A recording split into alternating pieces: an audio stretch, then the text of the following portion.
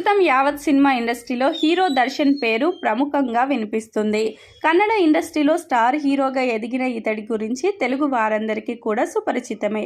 హీరోగా అందరికీ పరిచయం అయితే బాగానే ఉంటుంది, కానీ హత్య చేసి అందరికీ తన పేరు తెలుసుకునేలా చేశాడు దర్శన్. అదేమిటి, ఒక హీరో హత్య చేయడం ఏంటి అని అనుకుంటున్నారా? రియల్ లైఫ్లో చేసే పనులు రియల్ లైఫ్లో చేస్తే ఊరుకుంటారా? అలాంటి పని ఒకటి చేసి జైలు పాలు అయ్యాడు హీరో దర్శన్. అయితే ఈ జైలు పాలవడానికి వెనుక కారణం ఏంటో చూద్దాం.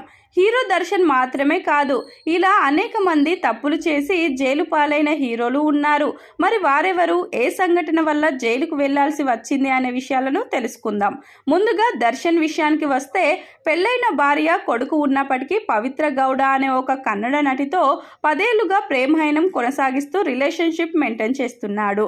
అది తట్టుకోలేని ఆయన అభిమాని పవిత్రతో అసభ్యంగా ప్రవర్తించాడట. దాంతో మనుషులను పెట్టి సుపారీ ఇచ్చి మరీ హత్య చేయించాడు దర్శన్.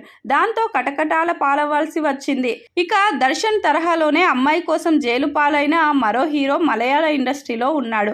అతను మరెవరో కాదు, హీరో దిలీప్. దిలీప్కి భార్య మంజు వారియర్ ఉండగానే కావ్య మాధవన్తో ప్రేమలో పడి చివరికి విడాకులు ఇచ్చి కావ్యను వివాహం చేసుకున్నాడు.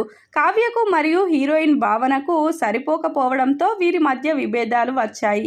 కావ్యకు మద్దతు ఇవ్వడం కోసం ఏకంగా భావనపై రేప్ అటెంప్ట్ చేయించాడు హీరో దిలీప్. దాంతో చాలా రోజుల పాటు జైల్లో గడపాల్సి వచ్చింది. ఇలా ప్రేమించిన వారి కోసం హత్యలు చేయించడం లేదా అమ్మాయిలను వేధించడం వంటివి చేయడం నిజానికి సల్మాన్ ఖాన్తో మొదలయ్యాయి. ఐశ్వర్య రాయ్ని ఎంతగానో ప్రేమించిన సల్మాన్, ఆమె వివేక్ ఓబరాయ్తో క్లోజ్గా ఉంటుందని ఆ కారణంతో అతనిపై దాడి చేయించాడు సల్మాన్.